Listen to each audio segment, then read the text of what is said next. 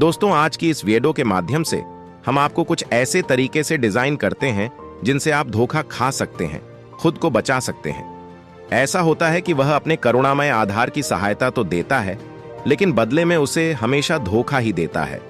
तो क्या एक इंसान को कोई स्थानापन्न नहीं होना चाहिए, उसे दस्तावेज पर भरोसा नहीं करना चाहिए, डॉक्टरों की सहायता नहीं करनी चाहिए? क्या करुणा वन और उपदेश देना गलत है? कोई गलती है? कोई संवेदनशील आदमी दिल का अच्छा होता है? आइए जानते हैं इस कहानी के माध्यम से। पहले, अगर आप भी भगवान बुद्ध को दिल से मानते हैं और उनके शिष्य भक्त हैं, तो कहानी को पूरा सुने और कमेंट बॉक्स में नमो बुद्धाय अवश्य लिखें। एक बार एक युवा जंगल के दृश्य पर मुक्के से मारा जा रहा था। वह बहुत जोर से मुक्के मार रहा था। वह अपने मन का क्रोध निकालने की कोशिश कर रहा था। शायद किसी ने धोखा दिया था या फिर उसके साथ बहुत बुरा हुआ था। वह उससे बहुत परेशान थी। जहां भी शांति नहीं मिल रही थी, वह लगातार उस वृक्ष पर मुक्का मार रही थी जहां उसकी उंगलियां लहूलुहान हो चुकी थीं। उसी जंगल में एक ठंडे पानी का झरना था। वहां बौद्ध भिक्षु रोज साधु के साथ स्नान कर रहा था। ये थे उनके नित्य नियम। आज जब वह नहाने के लिए इस रास्ते से उस जंगल में आए, तो उन्होंने देखा कि एक युवक जोर जोर से चिल्ला रहा था और घूम रहा था और लगातार लकड़ी पर मुक्के मारकर जा रहा था। उस युवक के पास कोई मौजूद नहीं था। उस साधु को उस युवक की चिंता होने लगी। उसने सोचा कि अगर मैं इसे ही ऐसे ही अनहेल्दी करके चला जाऊं तो कहीं ये सुसाइड ना कर ले। ऐसा विचार आने के बाद भी उसने कुछ नहीं बोला। वो लगातार बोला। युवक की तरफ से कुछ देर तक देखा जा रहा था, तो उस युवक ने उस भिक्षु को नजरअंदाज कर दिया। लेकिन कुछ देर बाद उसे अजीब सा लग गया। उसने सोचा, ना तो ये मुझे रोक रहा है और ना ही कुछ कह रहा है, तो बस मुझे ये देखने जा रहा है। इसका क्या मतलब है? बहुत अजीब आदमी है। ऐसा ही विचार उस युवा के मन में। जब कुछ देर बाद भी वह साधु कुछ नहीं बोला, तो युवक ने अचानक से उस साधु से पूछा कि महाशय, आप अपनी राह पर क्यों नहीं जाते? इसका क्या मतलब है? आप यहां रुककर मुझे देख क्यों रहे हैं? भिक्षु ने बहुत शांत स्वर में कहा कि मैं तुम्हें रोक नहीं रहा हूं, तुमसे कुछ कह नहीं रहा हूं, तो मुझसे तुम्हें क्या परेशानी है? मेरी तरह ही यह वृक्ष, पौधे और पक्षी, यह सब तुम्हें तो देख ही रहे हैं। जब इनसे तुम्हें कोई परेशानी नहीं है, तो मुझसे क्यों परेशानी है? यह सुनकर और युवक जोर से चीख कर बोला, मुझे सबसे परेशानी है। मैं सबसे नफरत करता हूं। यहां पर सब धोखेबाज, गद्दार लोग रहते हैं। कोई किसी का नहीं होता इस दुनिया में। इस तरह बोलते बोलते वह फूट फूट कर रोने लगा और रोए जा रहा था, और भिक्षु उसे देखे जा रहा था। वह भिक्षु उसे चुराने की कोशिश भी नहीं कर रहा था। यह बात तो उस युवक को और ज्यादा अजीब लगी। अब रोना बंद करके उस युवक ने सीधे होकर उस भिक्षु से कहा, आप बहुत अजीब आदमी हैं। आपके सामने कोई इंसान रो रहा और आप उसे चुप भी नहीं करा सकते। आपके मन में बिल्कुल भी संवेदना नहीं है। बहुत अजीब और कठोर हृदय वाले साधु हैं। आपको अपने साधु होने पर खेद होना चाहिए। और ऐसे ही ना जाने क्या क्या जली कटी बातें वह युवक उस भिक्षु को सुनाने लगा। कुछ देर बाद जब युवक का गुस्सा निकल चुका, तब भिक्षु ने बहुत ही शांत स्वर में कहा कि आज मैं तुम्हें कंधा दे सकता हूं, तुम्हारे आंसू भी पहुंच सकता हूं, लेकिन इससे तुम्हारी समस्या का समाधान नहीं होगा। कुछ देर के लिए तुम्हारा मन शांत हो जाएगा। उसके बाद फिर वही जिंदगी, वही लोग जो तुम्हें आज कंधा देने के लिए भी तुम्हारे पास नहीं है। फिर से तुम उसी जिंदगी में लौट जाओगे। कोई तुम्हें धोखा देगा, कोई तुम्हारा फायदा उठाए, और तुम अपने मन को ऐसे ही तकलीफ पहुंचाते रहोगे। तो आंसू पोंछने की बजाय तुम्हें मुझसे कुछ ज्ञान की बातें जान लेना चाहिए, जिससे तुम्हें जीवन में कोई भी धोखा ना दे सके, तुम्हारी अच्छाई का कोई भी फायदा ना उठा सके। याद रखना, आंसू पोंछने वाले तो तुम्हें बहुत मिल जाएंगे, लेकिन ध्यान और सही समझ देने वाला कभी कभी कोई इंसान मिलता है। भिक्षु ने उसे बताया कि मैं पास ही के झरने में स्नान करने के लिए जा रहा हूं। बहुत ही शीतल पानी है वहां का। अगर तुम चाहो तो तुम भी मेरे साथ जा सकते हो। यहां पर अकेले परेशान होने से अच्छा है कि तुम झरने के शीतल पानी में स्नान करो, जिससे तुम्हारा दिमाग, मन, मस्तिष्क और तुम्हारा शरीर सब कुछ पवित्र हो जाएगा।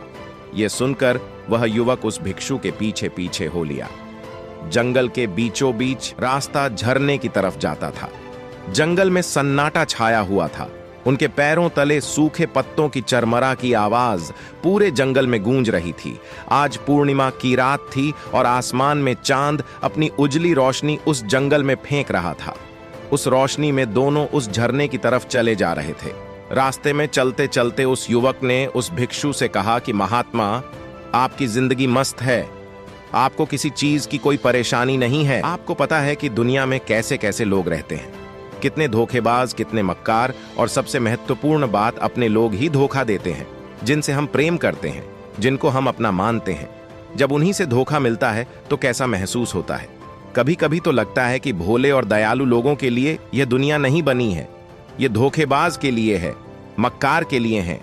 वहीं यहां पर फलते फूलते हैं, वहीं आनंद से जीते हैं। और हमारे जैसे लोग जो दूसरों की सहायता करते हैं, दूसरों को अपना मानते हैं, वह हमेशा जीवन भर दुख में रहते हैं। यही जीवन की सत्यता है और यही संसार है जिसमें हमें रोज घुट घुट कर मरना होता है। गुरुदेव, आपने सही किया, ऐसी जिंदगी को त्याग दिया, पीछे रहने दिया। अब बस अपने में मस्त, किसी से कोई परेशानी नहीं है, किसी की कोई चिंता नहीं। मैं भी सोचता हूं कि मैं भी संन्यास ले लूं। यह सुनकर उस भिक्षु ने कहा कि तुम्हें क्या लगता है, सन्यासी जीवन बहुत आसान होता है। भिक्षु ने बहुत शांत स्वर में कहा कि तुम्हें तो 2 वक्त की रोटी तो शांति से मिल जाती है, हमें तो कभी कभी वह भी नसीब नहीं होती। अगर भिक्षा मिल जाती है तो हम खा लेते हैं, वरना हमें तो भूखा ही सोना पड़ी देता है। यही हमारा सन्यासी जीवन है। हमें हमेशा नीचे सोना रहता है, सिर्फ एक लंगोट में रहना होता है, चाहे कैसा भी मौसम क्यों ना हो। तो यह सब तुम्हें आसान लगता है, तो तुम भी सन्यासी बन जाओ। युवक ने कहा कि आप कहते तो ठीक ही हैं, संघर्ष तो दोनों तरफ है, सांसारिक जीवन में भी और सन्यासी जीवन में भी। वैसे सांसारिक जीवन भी अच्छा है, लेकिन तब तक जब तक घर परिवार में सुख शांति बनी रहे, धोखा ना मिले, हमारे लोग हमारा फायदा ना उठाएं, हमसे झूठ ना बोले, हमें धोखा ना दे, तब तो जीवन जीने का आनंद होता, वरना जीवन नर्क हो जाता है। भिक्षु ने कहा, सन्यास अपने मन से लिया जाता है। जब हमारा मन कहता है कि हमें सन्यास के मार्ग पर सफलता हासिल करनी है, आगे जाना है, तो ही सन्यासी जीवन सफल हो पाता है।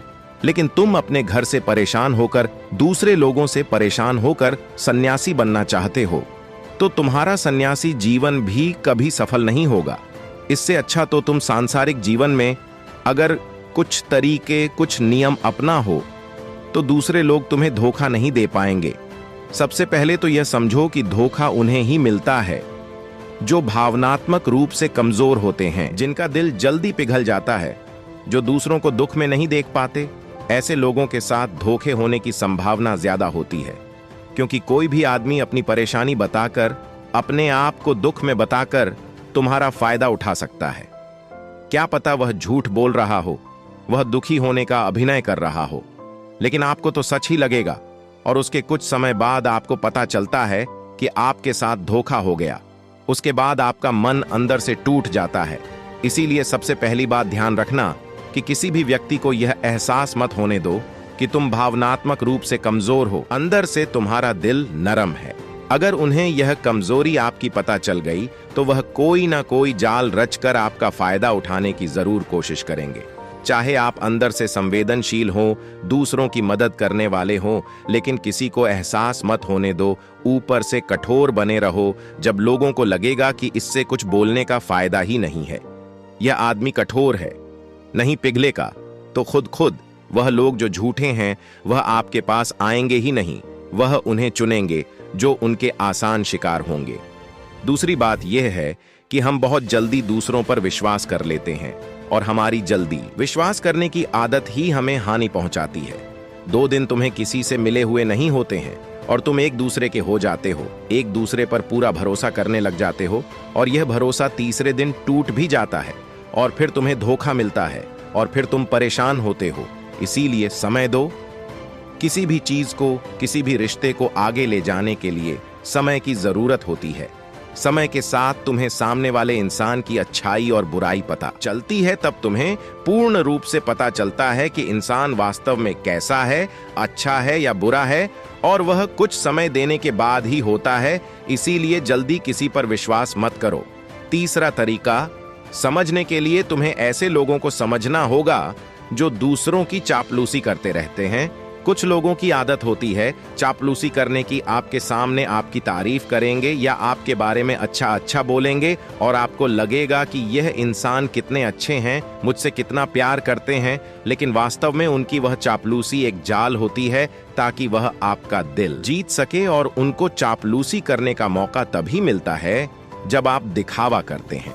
अगर आप उनकी चापलूसी से प्रभावित ही नहीं होंगे तो कुछ समय बाद वह चापलूसी करना बंद कर देंगे। इसीलिए किसी के सामने दिखावा मत करो, वरना आप तो आकर्षण के केंद्र बन जाते हो। लोगों को लगता है कि शायद इसके पास बहुत ज्यादा धन संपदा है, इसीलिए इतना दिखावा कर रहा है। और इसी वजह से जो लोग आपका फायदा उठाना चाहेंगे वह आपके करीब आने की कोशिश करेंगे, आपसे चापलूसी करने की कोशिश करेंगे। अगला नियम बताते हुए भिक्षु ने झरने की तरफ इशारा किया। वह झरने के पास पहुंच चुके थे। युवक को भी एहसास हो चुका था क्योंकि वहां पर ठंडी ठंडी हवा चल रही थी। झरने की तरफ जाते हुए भिक्षु ने कहा कि सांसारिक जीवन में एक बात समझने की यह होती है कि हम जिसकी सहायता कर रहे हैं, चाहे किसी भी रूप में, धन से, शारीरिक रूप से या जिस भी अवस्था में हम किसी की सहायता कर रहे हैं, तो हमें यह ख्याल रखना चाहिए कि सामने वाला वापस कभी भविष्य में हमारी सहायता करने योग्य है कि नहीं है।